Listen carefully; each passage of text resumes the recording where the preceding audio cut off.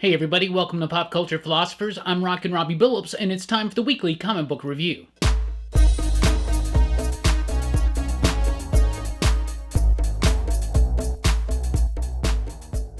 That's right, everybody. Thanks for checking out the video. I am Rockin' Robbie Billups. This is the weekly comic book review. It's the show where I read a lot of comic books, and I'll let you know what I thought about them. But first of all, I got to give a big shout out to David Hatch and Alex Inkster. They've been supporting us over at Patreon for a good long while now. And if you're actually listening to this early access audio on Patreon, thank you so much for your support. And if you're watching the video later on YouTube, thank you so much. Let's get right into it with the pick of the week. This week's pick of the week: Strange Skies Over East Berlin, #1, from Boom Studios. It's written by Jeff Loveness, with artwork by Lisandro Estherren and coloring by Patricio Del Peche. I loved this book so much. I actually got an early look at this about a month ago, and I started telling people in the live streams and in the PCP Army over on Facebook that I really liked this book. Boom has a series of hits under their belts now, you know, with things like Something is Killing the Children, Once and Future, and now Strange Skies Over East Berlin. I love this. It's set in East Berlin in the 1970s. It's about the surveillance state. It's about all the spy stuff. And then, of course, there are strange skies overhead. They're like an alien ship or something has crash landed in East Berlin. And, of course, the West wants to know what is going on. So now you have a sci-fi tinged espionage thriller. I loved it. Estherren's artwork, he is the artist over at Redneck, and I do like the artwork there. It's very raw, it's very ragged, very rough, very sharp, right? It's exactly what a vampire horror book needs to have. This one, the line work is a little bit more simple, it's a little bit more tight, a little bit more concise, and then you add in Del Peche's coloring, and it's such a beautiful book. I absolutely love it. It's got a great pace to it, great coloring. Jeff Loveness was the writer from Boom Studios' Judas that came out, last year, 2 years ago. I loved that book. An absolutely fantastic script, a great concept, and just a very well done and well executed comic. My pick of the week from Boom: Strange Skies Over East Berlin. Boom's making a run for Publisher of the Year. You shall wait and see. From Marvel Comics, we got House of X #6. That's right, the final issue of House of X. But it's not the final issue of the preamble to Jonathan Hickman's X-Men run, which of course is Hoxpox, as we love to say, House of X, Powers of 10. The conclusion of Powers of 10 is next week, but the conclusion of House of X is a great conclusion in and of itself. It's absolutely fun. I loved it. I've loved what Hickman has built up. Pepe Larraz, his artwork has been amazing. Gracia on the coloring. Fantastic work, completely reimagining, rebuilding, reworking the entire mythology of the X-Men, and doing it in a way that's captivating, compelling, enthralling, all that kind of stuff, right? Hickman's a master at this kind of stuff. I love it. Lots of mystery been built, lots of new strange alliances have been made.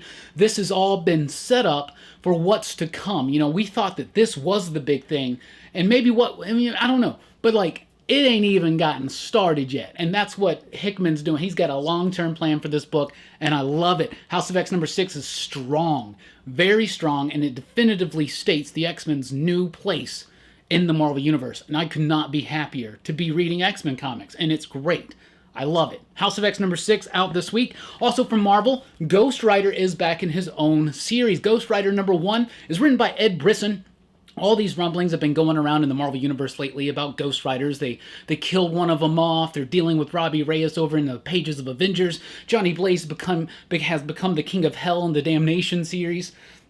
And now you got Danny Ketch kind of thrown in the middle. So Ghost Rider is by Ed Brisson, and this is basically Danny and Johnny's book. Kind of like it was a little bit back in the day, though the main focus for me in this book has been on Danny. I really liked it. Aaron Kuder on the artwork. The artwork is clean, it's crisp, and it's great. It's detailed, it's textured, and it's got some really great layouts and composition and flow throughout the book.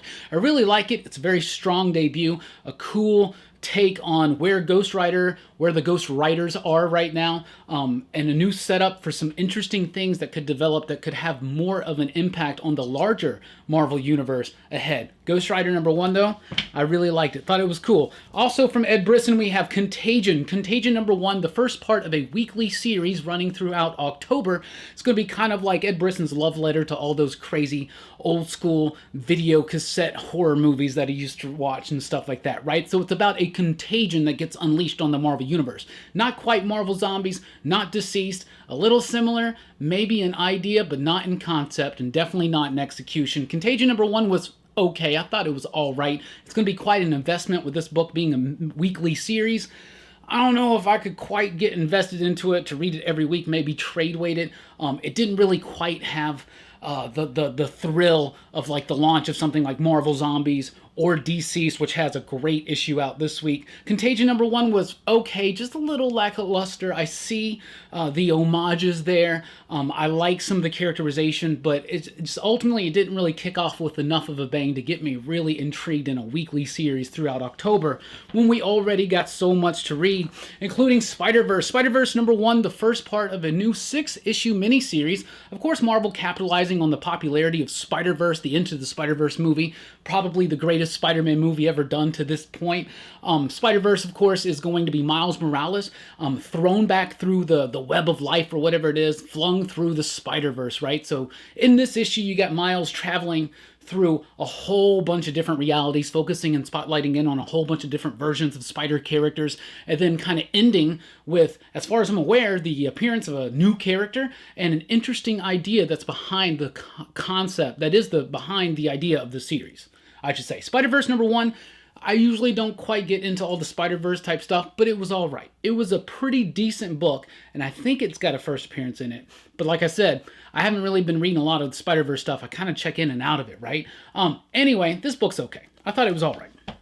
It's okay. If you're a huge Spider-Verse fan, you love all the different realities and for Spider-Man and stuff like that, check it out. It's all right. It's all right. It's all right. It's pretty cool. I like the artistic change throughout it. That's what's really cool. Each world has its own artistic version of it. That's really, really cool. Anyway, Absolute Carnage, Immortal Hulk #1. It's a one-shot written by Al Ewing, so you know it's going to be tied into Immortal Hulk. In fact, so much so that it actually explains how Bruce Banner wound up in the pages of the last issue of Absolute Carnage to have that crazy cliffhanger ending happen. So this is all the stuff that leads up to that cliffhanger ending. So if you haven't read Absolute Carnage, don't know what's up, when you read this, you'll find out at the end of this issue. But if you've been reading Immortal Hulk and you were like me, you're like, how is Banner here? I'm really confused. Right here. It ties it into what's going on in Immortal Hulk and brings it right into Absolute Carnage and sets it up for whatever Cates and company want to do in the next couple issues. Anyway, it was pretty cool. It was all right. It's not the best out of all these tie-ins, but for an Immortal Hulk fan, it's really cool. And if you like both Immortal Hulk and Absolute Carnage, which if you like one of them, you might like the other, you definitely want to know how the two of them have wound up connecting. And it's kind of interesting, but pretty cool. Pretty cool. Speaking of Immortal Hulk #24 is here with a gross, gruesome, slam-bang, action-packed thriller of a conclusion and a setup for something crazy for Hulk now and for Hulk in the future. Some crazy, bonkers, nutso ideas in here involving the Hulk. I really like what Al Ewing and company have been doing. Seriously, Joe Bennett pumping out the absolute best artwork of his career. I've loved every bit of it. This book is wild. This book is wild. This book is crazy. You take Hulk and you start off with it being kind of very strictly a horror comic. You ingrain the outside Marvel Universe back into it, and especially the outer Hulk circle, right? And then you just go bonkers with it. This book is horror. This book is action. This book is weird sci-fi, fantasy, weird, crazy type stuff. This book is an amalgam of everything, and it works. Because the Hulk is an amalgam of a bunch of different personalities. So the book kind of reflects all those different personalities. And I think that's actually a strength of this book. Where at one point, maybe around like issues 3 to 8, I felt like it was a little bit of a weakness. But this book has really solidified and is really kind of... It's like one of Marvel's best comics, obviously. Immortal Hulk is hot right now. This book was crazy, one of the craziest ones. And it really sets up some interesting ideas about the Hulk. Marvel Comics 1001 is here because issue 1000 was not enough, even though it was 80 pages for $10. Anyway, this is a little bit more modestly priced. It's $4.99. I don't know how many pages it is. I was under the impression that this was going to be Al Ewing kind of taking that masked writer, whatever his name is, the masked raider, taking that story that was kind of built and threaded throughout Marvel Comics 1000, which I absolutely thought was one of the best parts of that book. I actually thought the book worked because of that. I thought that this was going to be more about that. Not really. This is just more little one-page things I guess they didn't have room for because they wanted to keep it strictly at 80 pages. So some cool things are in here, like some characters, some creators that were missing from the last one. You got Brian Posehn doing a Deadpool page. You got Fabian Nicieza and Mark Bagley doing a New Warriors page. You got a Squirrel Girl page in here. So lots of cool stuff like that, but it's not, I don't know. If you were not impressed with Marvel Comics 1000, you ain't going to be impressed with this. And if you are only impressed with Marvel Comics 1000 because of the Al Ewing story thread with the Eternity Mask, there's like a page in here about it. That's it. It is. It's okay. Daredevil number 12 is here. Daredevil, Marco Cicchetto back one on the artwork. Feels a little bit thin still for me. I don't know, something's a little off about it. Maybe it is the changing of the colors. Just got to get used to that. Chip Zdarsky, though, continuing to do a great job with the character of Matt Murdock and especially with the character of Kingpin. Some really interesting developments here with both Matt Murdock and the Kingpin. The setup of the near future for Daredevil in this issue was really cool. I'm really, really excited for what's to come, what Zdarsky and company are going to explore. Like I said, solid artwork. And Daredevil's a pretty great book, and it has been for 12 issues under the care of Chip Zdarsky and company. Fantastic Four number 15 is here with the second part of Point of Origin. So we found out in the last issue that the Fantastic Four never actually completed their mission that they did when they went off and got bombarded by cosmic radiation and became the Fantastic Four. Whatever their mission was, they never actually did it. So why not retrace the voyage and do it again? Surely nothing bad will happen, right? Of course, fun, exhilarating sci-fi adventure awaits, but Fantastic Four number 15 was another fun issue. I think Dan Slott's really kind of evening out. I think he's really got a knack for these characters now. This book was fun, and the perspective of the book, when you read it, was really interesting to me, and I really enjoyed that, and I thought that was a nice little touch to a already fun sci-fi adventure. Fantastic Four number 15 is out, and Future Foundation number 3, sadly, this book is going to be done after issue number 5, so you're reading it and you're like, oh man, Jeremy Whitley understands these characters. He's making me interested in Power Pack characters. He's got a little bit of the Maker in there, Bentley 23, just working so well, and we only got 2 issues after this. But, I don't know, some interesting ideas, and especially the reappearance of the Bucky from the Heroes Reborn universe, so, I don't know, I'm kind of a sucker for stuff like that. Future Foundation number 3, though, I liked it, thought it was good. The Punisher number 16 is here with probably my cover of the week. That Daredevil cover is fire, but I just love that color combination, that pop. That's a great image of the Punisher. Anyway, this is the end of Matthew Rosenberg's run on the Punisher, and it's a satisfying conclusion involving Zemo and the Kingpin and, of course, Frank and Night Thrasher, so that's super cool. But it was a nice, satisfying conclusion to an overall decent run on the Punisher. I think it started off stronger, got a little bit weak, and then kind of pulled itself a little bit back together, mostly using nostalgia, but it's been a fun ride. I'm excited to see what the future lies for Frank Castle. Some neat setup for whatever the next writer's going to be, whoever the next writer should be, I should say. Or whatever, maybe they'll get the computer, like the computer that, played Jeopardy. Maybe it should write the next Punisher book. I don't know. Who should write the Punisher next? Let me know in the comments down below. Anyway, Punisher number 16 out this week. Let's jump over to DC. Justice League number 33 is here. Scott Snyder, James Tynion IV, continuing this big, giant Doom Justice War thing going on. I've been loving it. I rant and rave and just ramble on about my love for Scott Snyder and company's Justice League, and I'm loving it. Big, cosmic, crazy, fun stuff. Now you got the JSA involved, you got Commandy, you got DC 1 million, you got more surprises in this issue, things tying in, real big, epic, cosmic craziness, interesting things happening, really fun. I'm loving Justice League right now. This is the kind of superhero comic books that I absolutely love. Big, high-stakes, crisis-level events, just bonkers cosmic stuff, no hope, and a touch of humanity. Justice League number 33, continuing the year of the villain, Green Lantern, the Green Lantern. Number 12 is out today. This marks the end of Season 1 of Grant Morrison and Liam Sharp's Green Lantern. So it's a book that started off fun, weird, a little silly, kind of got a little muddy, it felt, towards the end of the run, and now it's gotten more interesting as the issues have come on.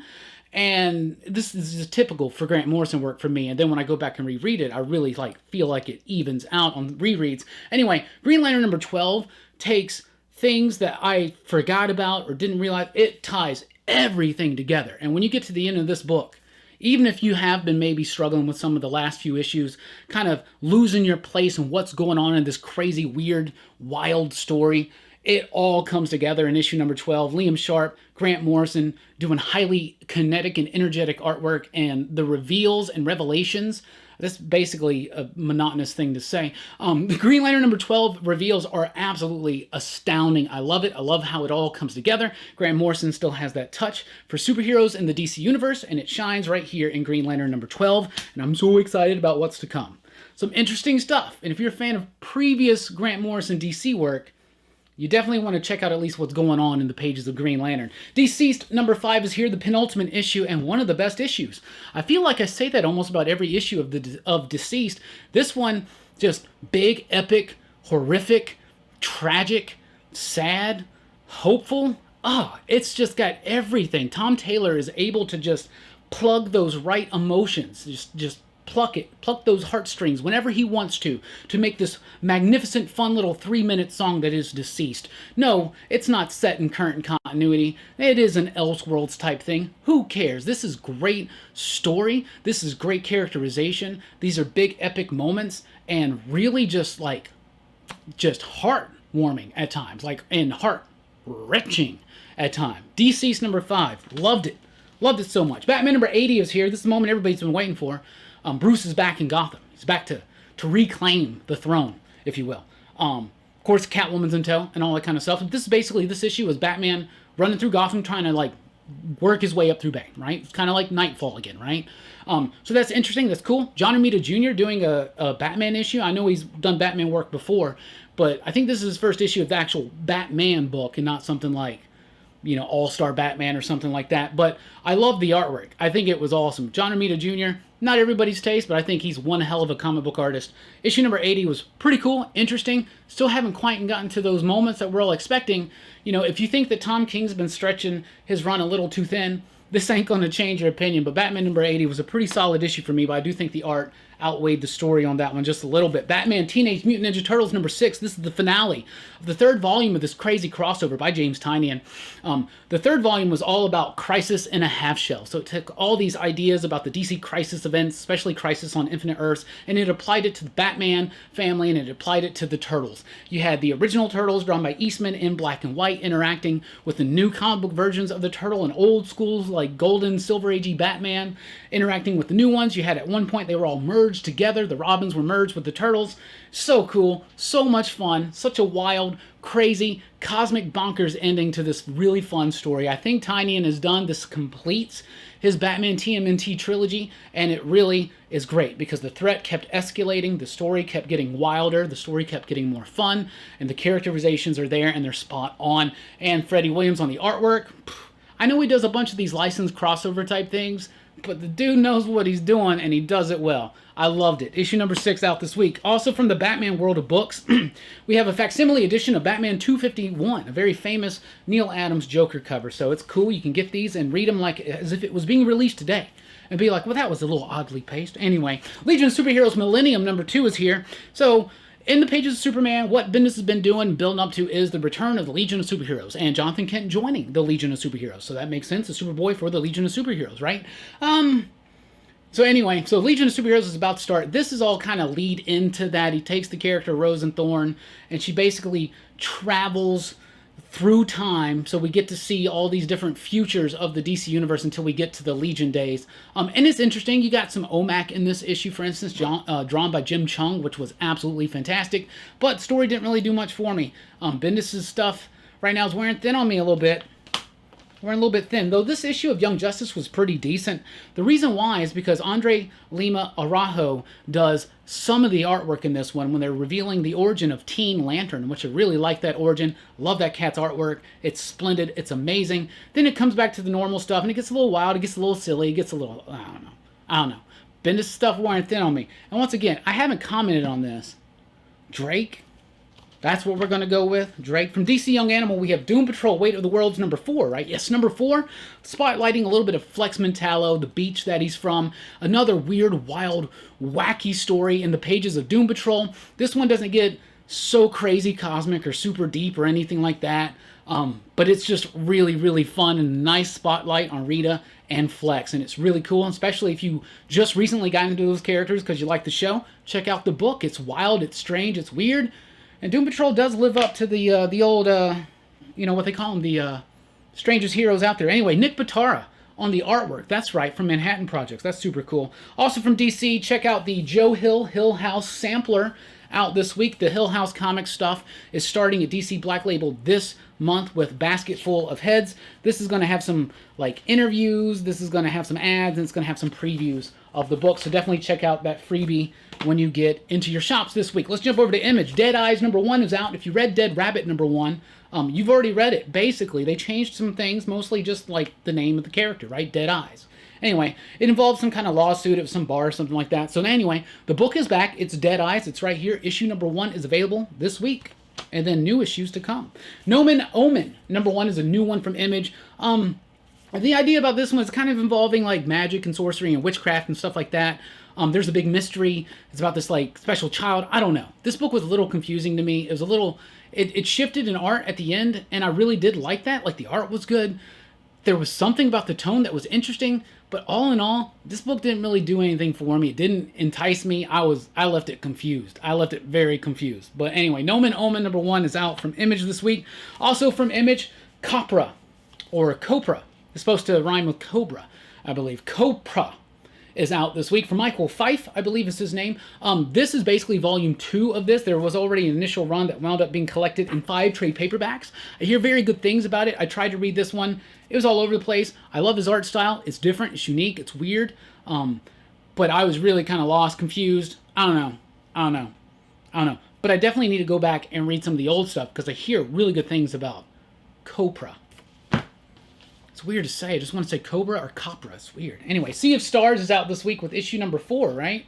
Yes, issue number 4 of Sea of Stars. Really like the art team on this. Stephen Green, Rico Renzi, doing a great job. Fantastical, amazing colors. It's like a fantasy out in space, so it's like a sci-fi fantasy type thing about a dude and his kid who get separated by like millions of light years or something. Like, I don't know how far apart they are, but it's a long time. A whole lot of space between them. Anyway, I really like this book. It's imaginative. It's got 2 stories going on. Dennis Hallam and Jason Aaron are writing it. I believe one is writing the dude story and one is writing the kid's story. And I'm loving it. I think it's great. I love how they kind of thematically tie into one another. I like the interesting new things. And it's a neat take on space, and I really, really like it. And it's got a tinge of fantasy in it, but it's really connected. And what makes it so great is the heart of the characters and the artwork. The artwork is really cool, especially the coloring. Coloring is amazing. Space Bandits is here with issue number 4. Right? Where does it even say? Yes, issue number 4, and it says it's 75 cents. And that's kind of cool because comic books in the 80s were like 75 cents at one point. And I think this is trying to call back to that. Anyway, Space Bandits is kind of like Thelma and Louise in space. I'm really liking it. 2 women out for revenge on the gang of crooks that screwed them over and ripped them off and left them rotting in a jail cell, right? So it's a nice, fun tale of revenge and, of course, all kinds of craziness along the way. Matteo Scalera on the artwork, that's worth the price of admission right there. Really crazy, cool, like character designs and just like architecture and stuff like that. I really love the artwork in this issue. I think it's super solid. Space Bandits number 4 out this week. And Man-Eaters does have a 12th issue, but it's all just this big handbook thing. Handbook for the Revolution. It's got lots of fun little things in it. So if you've been liking it, this is a nice little, you know, coda to the entire series. I think the book started off strong and got very weak towards the end. From Aftershock, here we go. Dark Arc After the Flood number 1. That's right, Cullen Bunn and Juan Doe's Dark Arc returns. So this picks up pretty much right when Dark Arc ends. So Dark Arc ends, you got some characters die, you got some characters survive, and the flood ends, and now what happens afterwards. So there's a new sorcerer out there. There's lots of revelations about the past. It ties into what came before, and it sets up something new that's happening right now, and I really, really like it. I love Juan Doe. Cat's got 3 books ongoing right now. Think not ongoing, but 3 books going at the same time right now. Bad Reception, Dark Arc After the Flood, and Strayed over at Dark Horse. I love this cat's artwork. I love the coloring. Real fun stuff. If you liked Dark Arc before, you're going to love it. If you don't know anything about it, it's about Satan's Ark that was kind of there alongside Noah's Ark during the biblical flood story, right? Anyway, I love this. The first story has wrapped up. It's like 3 trades or something. I'll throw links down below if you want to check them out on Amazon at a good price. Help support the channel at the same time. But Dark Arc was so much fun. Great horror fantasy from Cullen Bunn, Wando, and Company. Ruby Falls #1 is a new one from Dark Horse Comics. It's written by Ann Nocenti, Flavia Biondi on the artwork there. It was all right. It's a decent little story. It's about this small town called Ruby Falls, and there's like a murder mystery that this woman is trying to uncover from her grandmother who has Alzheimer's, and something slipped, and now she's trying to look deeper into this mystery, this murder that happened ages ago. And of course, like any story that does something like this, people don't want the truth to be uncovered. But it's all right. A little cliche at times, but it does have some great character moments, some great dialogue, and a nice flow throughout it. It wasn't bad. Ruby Falls was pretty interesting. Also from Dark Horse, Berserker Unbound #3 is out this week. Mike Diodato, Jeff Lemire. This book's amazing. It's basically Conan in the modern day, but actually done so much more entertainingly and so much more exhilarating than what Marvel's doing with Conan the Barbarian right now in the Marvel Universe. This book is fun, it's touching, it's got moments of drama, of real human emotion, and it's got crazy cool, just badass barbarian slaying in it as well. Berserker Unbound is great. I love it. I think it's an amazing comic. Also from Dark Horse, we have No One Left to Fight. #4, the penultimate issue, I believe. This book has been crazy fun. Aubrey Sitterson, the writer, Fika Osio on the artwork, including the coloring. And the artwork on this book is one of the things that really makes it stand out. The coloring is impeccable. It's beautiful. It's got texture. It's got a vibrant buoyancy to it. No One Left to Fight is kind of like inspired by like fight games and like Dragon Ball Z and stuff like this. This book is amazing. If you like that kind of stuff, you definitely deserve to check it out. If you just like highly charged, supremely kinetic and dynamic artwork and a really fun balls-to-the-wall story and great, instantly likable characters and great villains and great character designs, No One Left to Fight. Issue #4 is out this week. And another one from Dark Horse, Everything #2. I really thought issue #1 was pretty interesting. It was really weird. It's got this tone to it, and you don't quite know what's going on, but it's the story of this like store called Everything that opens up in this small town, I think, in Michigan. Like in 1980, so it's kind of like got a vintage quality to it. The artwork by Colbard is absolutely fantastic. I love it. It's reminiscent of something almost like Ice Cream Man. It kind of almost hits that same tone at times too, but it still stands on its own. It's its own thing. But there's a store called Everything that's opened up, and there's something sinister and otherworldly going there, and people are doing weird things. People are spontaneously combusting in the town. It's just weird stuff is happening in this town, and you don't really know what's going on, but damned if it's not interesting, compelling, and just absolutely enthralling to me. I am captivated by this book. Everything. #2 is out this week, and that's written by Christopher Cantwell. From Source Point Press this week, we have Gutter Magic #1 from Rich Douek.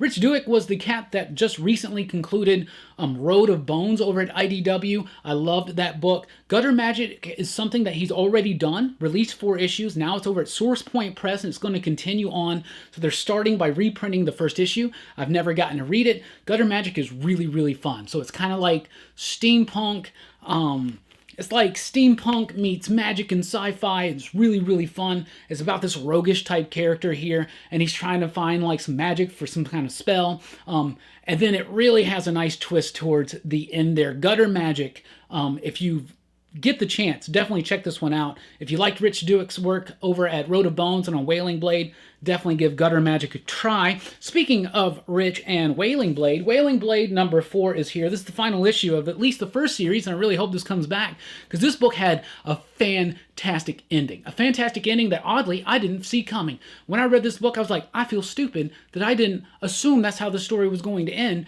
and I absolutely loved it. And I love the setup, and I want to see more. I want more Wailing Blade. You got Joe Mulvey on the artwork, Chris Sotomayor on the coloring, Taylor Esposito on the lettering. This is one of those books where the lettering is so integral to the book, it literally becomes part of the artwork itself. And, you know, lettering is part of the artwork, right? And it is a part of the comic. It's essential. But this is one of those ones where it's obvious. You know what I'm saying? Anyway, Wailing Blade #4, a very awesomely satisfying conclusion. I absolutely love this. Cannot wait for more. Please, please, please. Mountainhead #2 is here from IDW. This one is written by John Lees and artwork by Ryan Lee, coloring by Doug Garbark and Sean Lee on the lettering. I did an advanced review for issue #1, and I really did like issue #1. I thought issue #2 was even better. Issue #1 has a really great setup. I still don't want to quite spoil it, but a kid is in a new town, and he's finding it hard to adjust, and there's a mountain in this town, and it's got this like strange...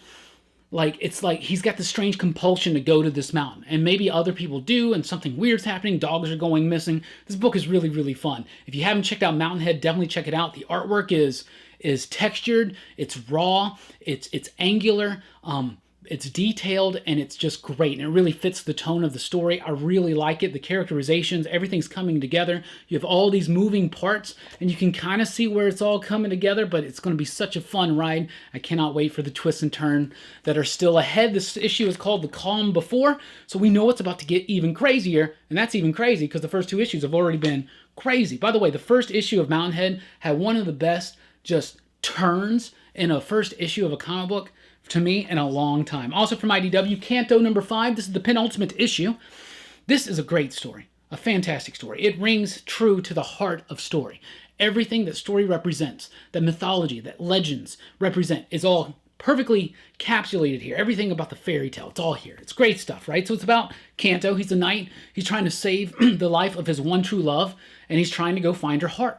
Right? It's simple. It's an allegory, it's a metaphor, but it's something so simple and it's easy. It just goes right into the soul, right? David M. Boer, Drew Zucker, and Vittorio Astoni on the coloring. I absolutely love Canto. Canto is amazing. It's been so fun, so charming, so honest, and so just... This might be the best new character in comic books, is Canto. I don't know. Canto #5 is out this week. From Vault Comics, we have She Said Destroy #5. This is the final issue of the series. A very satisfying conclusion, and not the conclusion I was expecting on this one. And I do like the conclusion. I would love to see this book continue on. It's been a nice, fun sci-fi fantasy, taking mythology and science fiction and merging it all together. Liana Kangas, I fell in love with her artwork in this series. I absolutely love it. There's something so... intriguing to me about it. I love the coloring. I love the story by Joe Corallo. I love like I said, the coloring by Rebecca Nalty, the lettering by Uji Mori. Everything about this book has been so fun. A nice, fun fantasy that's tied into like Celtic mythology, and just such a great job on the conclusion. They really nailed it. And like I said, an unexpected conclusion. And when you read so many stories and you wind up to the point where you can kind of forecast the ending of things. And then a book like She Said Destroy and Wailing Blade come in and they just take you like, whoa, what? And it just hits you. The ending on this was emotionally satisfying to me. I loved it. Also from Vault Comics, Necromancer's Map #2, which is the second book in the Songs of the Dead Songs for the Dead. Songs for the Dead is a nice little fun fantasy tale that Vault's been producing. Necromancer's Map is the second part of that story. It's about a necromancer and her travel companions trying to find this safe place for necromancers, because in this world they're kind of looked down on because they raise the dead, stuff like that. Anyway, I really like it. Love the artwork. Nice, clean, simple line work. Great, intriguing characters that really carry this book, and some really cool ideas and crazy revelations in this issue. I love it. From a new company, I guess, Ablaze Entertainment, we have Vampire State Building. Okay, Empire State Building infested with vampires. Makes sense. People trapped in the Empire State Building infested with vampires. It's a simple idea. It makes a lot of sense. It sounds like it'd make a really, really cool movie. The real spotlight of this, though, is Charlie Adlard on the artwork. That was the artist, longtime artist on Walking Dead. And to see him on this book was really cool. He gets to do different things. First of all, it's colored, and it's colored amazingly. Does he do the coloring himself?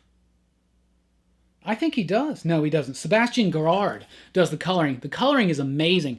But Adler's actually able to break the mold. He had a very simple grid style for Walking Dead, right? I mean, it was a book with a bunch of talking people, right? And the occasional scenes of Walking Dead. Anyway, the composition, the layout work, it is so awesome in this book. It's kind of a little bit like Sean Phillips or something like that. A little bit, but it definitely has its own style. I think this is better than his artwork was on Walking Dead. Story is okay. It's a great concept. It would make a great movie, and I really like the artwork, but the execution of the story, though, I don't know, didn't do much for me. Catalyst Prime, 7 days. So Catalyst Prime, 2 years ago, launched a superhero universe, and at least in my corners of the industry, it doesn't really seem like it's been making a lot of waves. I personally read Kino because it's written by Alex Packnadel, and I really think that's a really solid book. But some of the other ones, they just don't really captivate me. It's like, okay, so it's another take on Flash. Oh, this is another take on this character. This is, I don't know.